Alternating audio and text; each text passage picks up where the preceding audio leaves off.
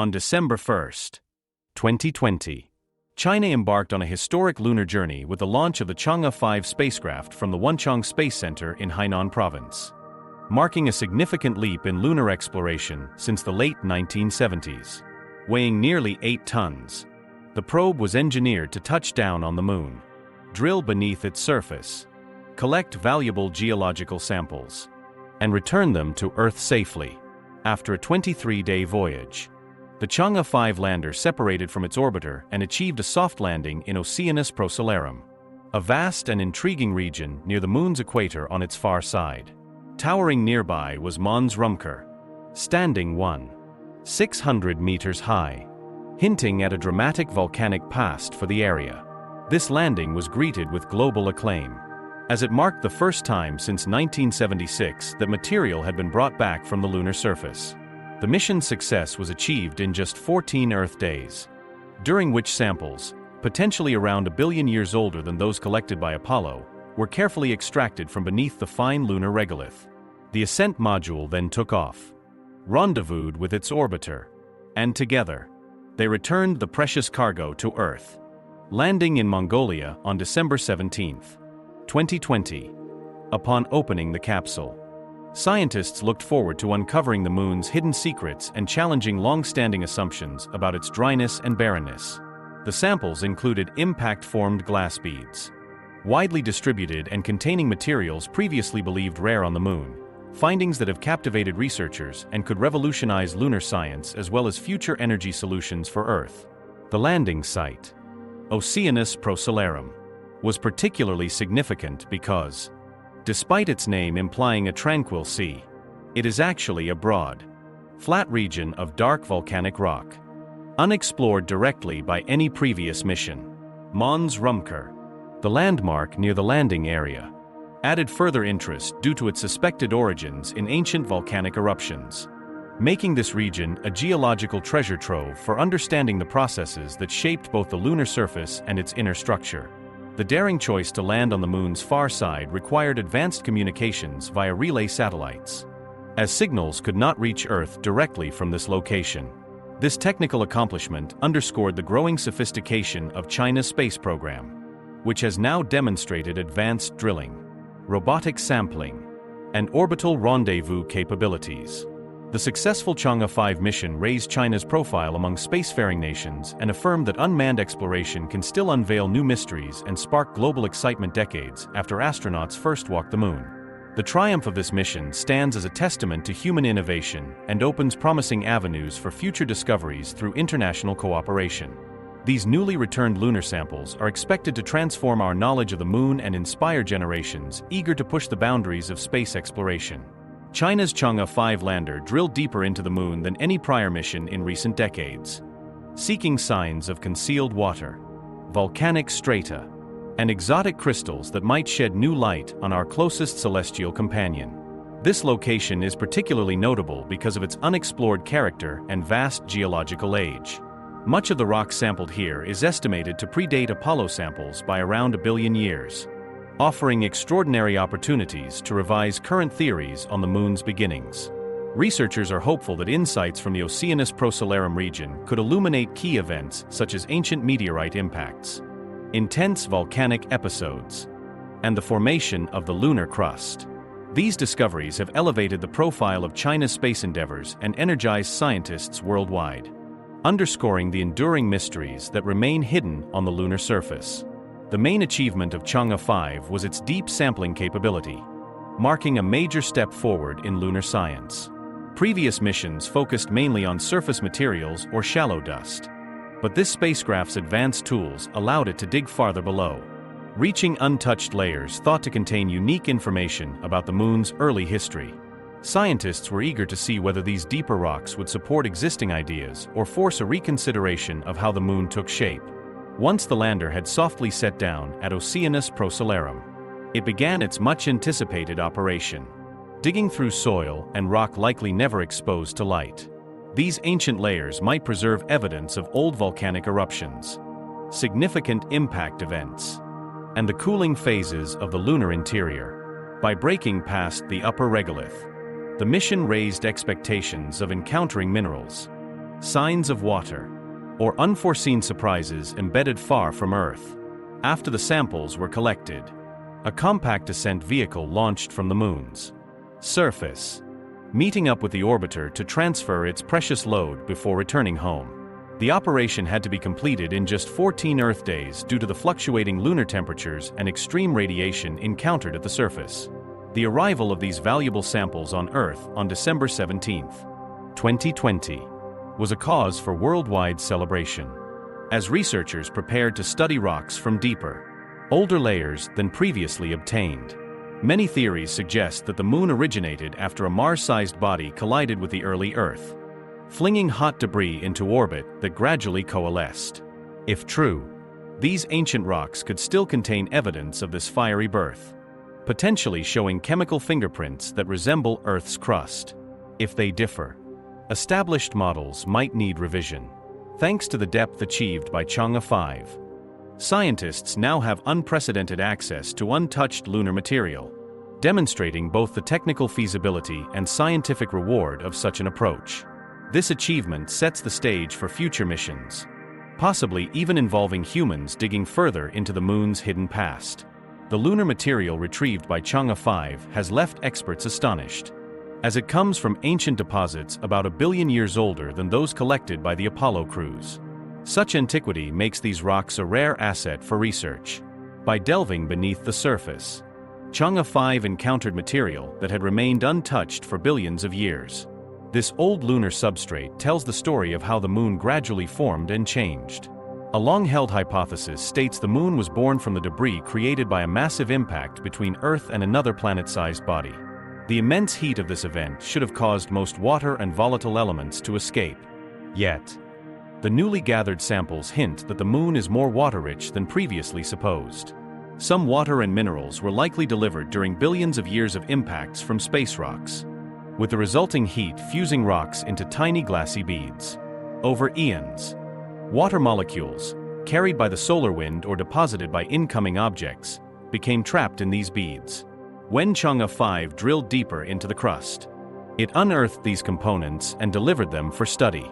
Analysis found that while each glass bead only contains trace amounts of water, the sheer volume of such beads spread across the Moon's expanse could represent an unexpectedly vast water reserve.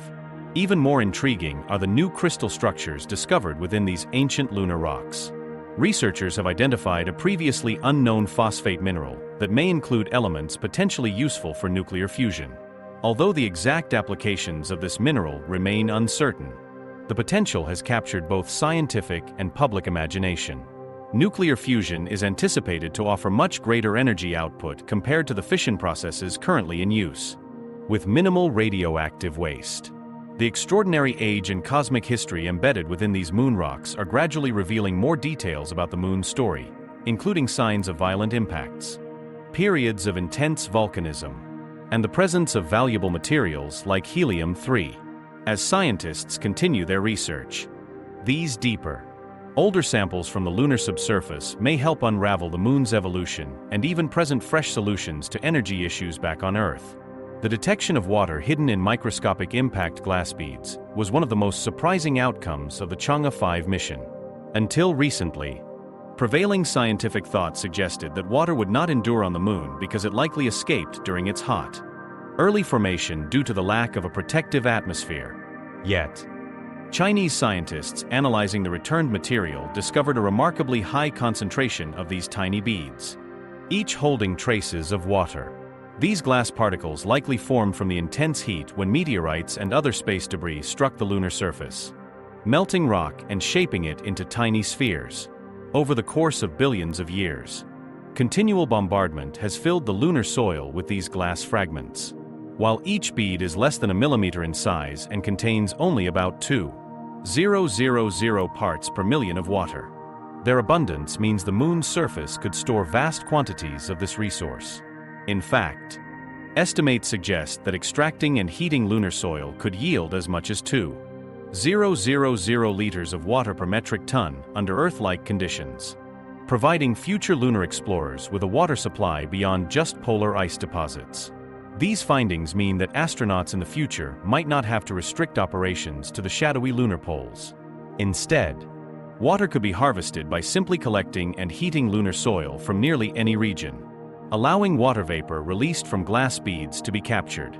The likely mechanism for the presence of water in the first place involves the solar wind, streams of hydrogen ions from the sun, interacting with oxygen atoms inside the lunar glass. Over many ages of solar exposure and impact events, this process led to the accumulation of water within the beads. This dramatically changes our picture of the moon, suggesting that substantial water resources may be found across a broad swath of its surface rather than being limited to cold, shadowy craters. It was once widely believed that lunar water, if present, would exist almost exclusively within permanently shaded polar craters, locked away as ice. The Chang'e 5 lunar samples have overturned this assumption. These tiny glass beads with their internal water stores are likely dispersed throughout the moon's upper soil layer.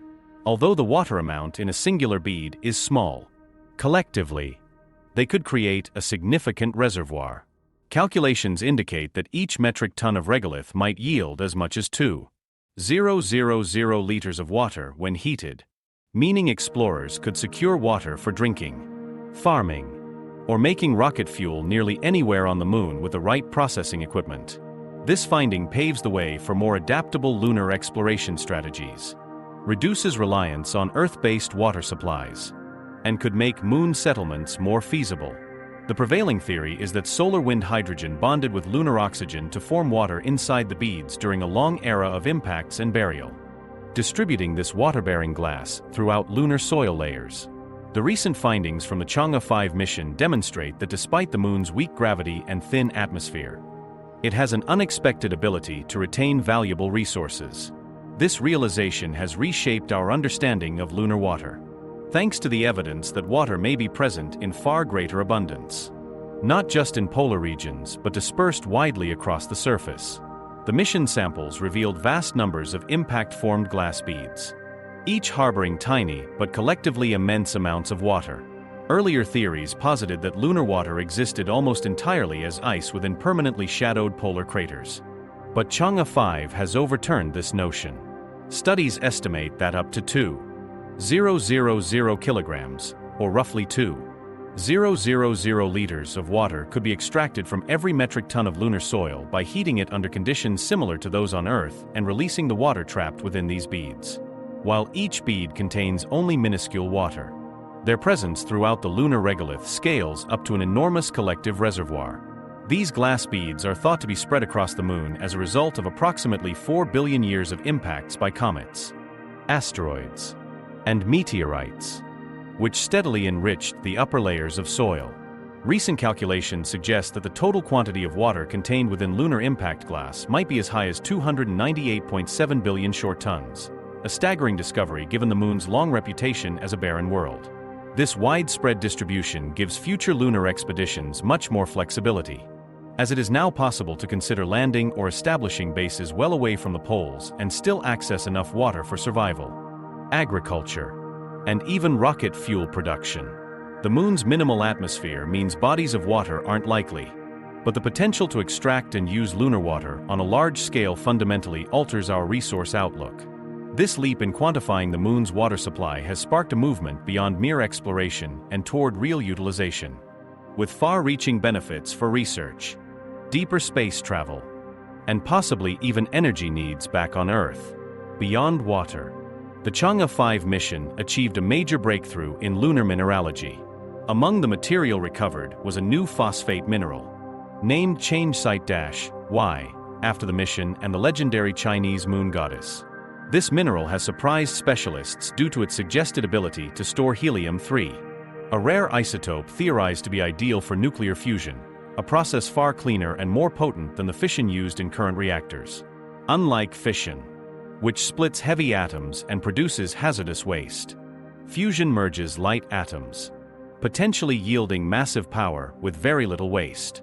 The discovery of Chang'e-Y has renewed interest in lunar mining since its crystalline structure appears capable of trapping helium-3, offering hope that the moon could supply this elusive resource in significant quantities. The implications for clean energy are huge. Extracting helium-3 and other minerals from the moon could, experts argue, pave the way for abundant, environmentally friendly fusion power on Earth. There's growing speculation that these discoveries could trigger a race among countries and companies to harvest lunar resources, revolutionizing both lunar geology and the search for sustainable energy. These developments highlight both the scientific thrill and the practical promise of exploring ancient, well-preserved lunar layers, which have recorded billions of years of cosmic activity.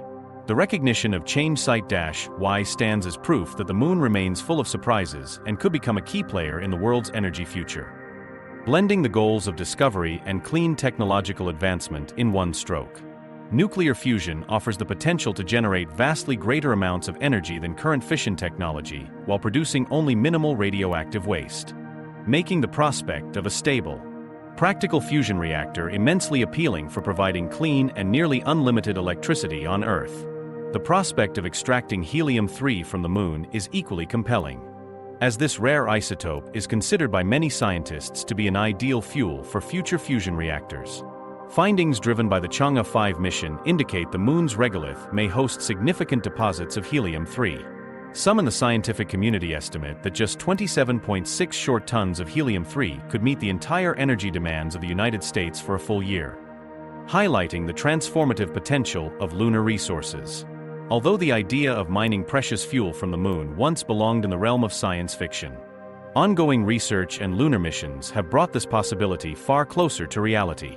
Should future expeditions confirm that helium-3 is plentiful and cost-effective to extract, a new era of competition may surge among nations and companies, each racing to establish lunar bases and lead the charge toward solving Earth's growing energy crisis.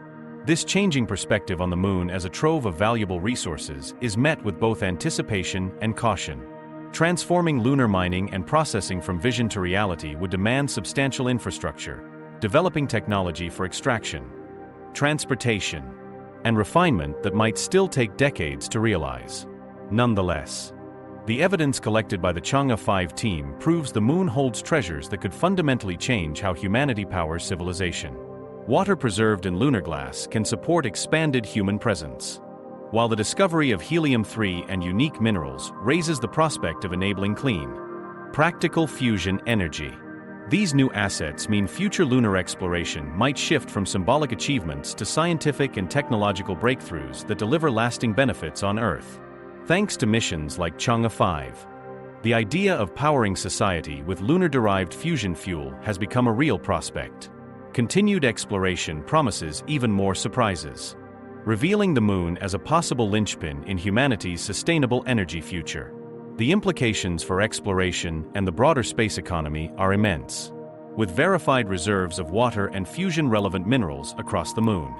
Astronauts and robotic missions would no longer be limited to landing at the polar craters, but could operate anywhere abundant beads and water-rich regolith are found. This development greatly expands the scope for establishing permanent lunar bases or habitats, as water is essential for supporting life, agriculture, and on-site fuel production. Additionally, the potential use of newly discovered minerals in next-generation nuclear fusion has stoked excitement throughout both science and industry. If these lunar materials prove practically valuable for fusion, access to abundant, clean energy could reshape how humanity lives and reduce dependence on fossil fuels.